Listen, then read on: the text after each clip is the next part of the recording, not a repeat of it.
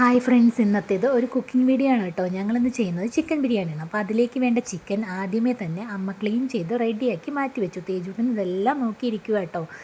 പിന്നെ ഇന്നത്തെ ഈ സ്പെഷ്യൽ ചെയ്യുന്നത് അച്ഛനാണേ.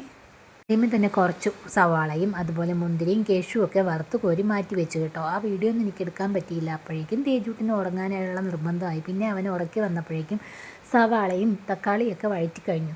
അതിലേക്ക് അച്ഛൻ മസാല ചേർത്ത് വെച്ചിരുന്ന ചിക്കൻ തട്ടിയിട്ടോ.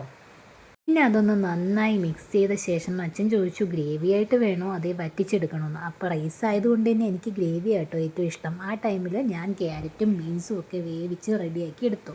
അപ്പോഴേക്കും ഞങ്ങളുടെ റൈസും റെഡിയായി കഴിഞ്ഞു. പിന്നെ അത് നമ്മൾ ലെയർ ചെയ്തു കേട്ടോ. ആദ്യം കുറച്ച് ചോറിട്ട് അതിൻ്റെ മീതെ നമ്മൾ ഈ വേവിച്ച് വെച്ചിരുന്ന ക്യാരറ്റും ബീൻസും അതുപോലെ വറുത്ത് കോരി വെച്ച കാഷ്യൂവും മുന്തിരിയും കുറച്ച് ഉള്ളിയും ഒക്കെ ഇട്ടു. അതിൻ്റെ മീതെ വീണ്ടും ചോറിട്ട് 3 ലെയറായിട്ട് ഞങ്ങൾ സെറ്റ് ചെയ്തു കേട്ടോ. നിങ്ങളൊക്കെ ഇങ്ങനെയാണോ ബിരിയാണി ഉണ്ടാക്കുന്നത്? താഴെ ഒന്ന് കമൻറ്റ് ചെയ്തേക്കണം കേട്ടോ. ഞങ്ങൾ ഇടയ്ക്കൊക്കെ ഇങ്ങനെയാണ് കേട്ടോ ചെയ്യുന്നത്. അപ്പം ഞങ്ങളുടെ ബിരിയാണി റെഡിയായി കഴിഞ്ഞു. ഈ വീഡിയോ ഇഷ്ടമായെങ്കിൽ ലൈക്ക് ചെയ്യുക, ഷെയർ ചെയ്യുക, സപ്പോർട്ട് ചെയ്യുക. വീണ്ടും കാണും വരേക്കും ബായ്.